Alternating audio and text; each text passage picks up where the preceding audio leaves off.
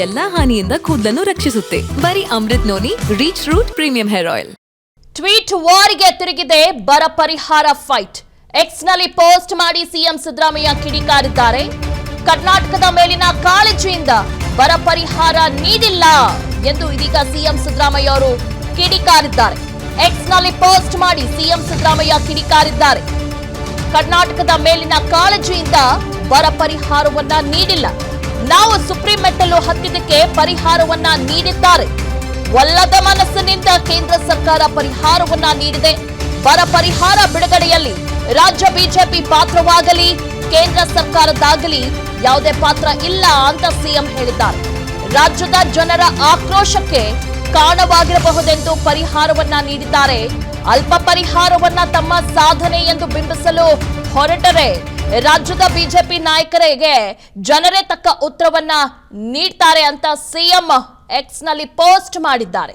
ಕೇಂದ್ರ ಸರ್ಕಾರದ ವಿರುದ್ಧ ಸಿಎಂ ಸಿದ್ದರಾಮಯ್ಯ ಕಿಡಿಕಾರಿದ್ದಾರೆ. ನನ್ನ ಜೀವನದಲ್ಲಿ ನಾನು ಮಾತ್ರವಲ್ಲ, ನನ್ನ ಕೂದಲು ಕೂಡ ಆಗಿರಬೇಕು ಸ್ಟ್ರಾಂಗ್ ಅಂಡ್ ಸ್ಟೈಲಿಶ್. ಬರೀ Amrut Noni reach root premium hair oil ನೊಂದಿಗೆ. Reach root premium hair oil.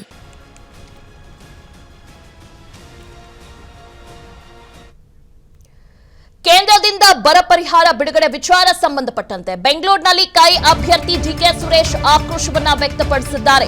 ಪದೇ ಪದೇ ಕರ್ನಾಟಕಕ್ಕೆ ಮಲತಾಯಿ ಧೋರಣೆ ಆಗ್ತಾ ಇದೆ ಅಂತ ಕೇಂದ್ರದ ವಿರುದ್ಧ ಬರ ಪರಿಹಾರ ಬಿಡುಗಡೆ ವಿಚಾರವಾಗಿ ಡಿಕೆ ಸುರೇಶ್ ಆಕ್ರೋಶವನ್ನ ವ್ಯಕ್ತಪಡಿಸಿದ್ದಾರೆ.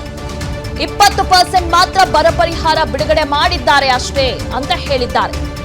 ಭಿಕ್ಷೆ ರೀತಿಯಲ್ಲಿ ಬರ ಪರಿಹಾರದ ಹಣವನ್ನ ಕೊಟ್ಟಿದ್ದಾರೆ. ರೈತರ ಬಗ್ಗೆ ಕೇಂದ್ರ ಸರ್ಕಾರಕ್ಕೆ ಹೆಚ್ಚು ಕಾಳಜಿ ಇಲ್ಲ ಅಂತ ಹೇಳಿದ್ದಾರೆ ಡಿಕೆ ಸುರೇಶ್.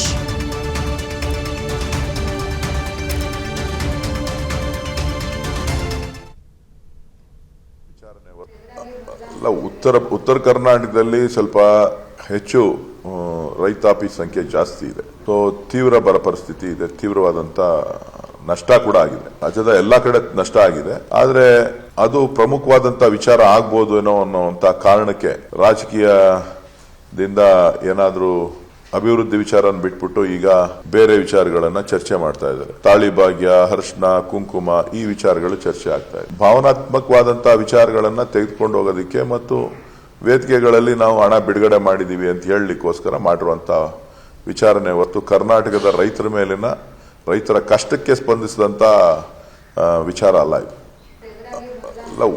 ಉತ್ತರ ಕರ್ನಾಟಕದಲ್ಲಿ ಸ್ವಲ್ಪ ಹೆಚ್ಚು ರೈತಾಪಿ ಸಂಖ್ಯೆ ಜಾಸ್ತಿ ಇದೆ. ಸೊ ತೀವ್ರ ಬರ.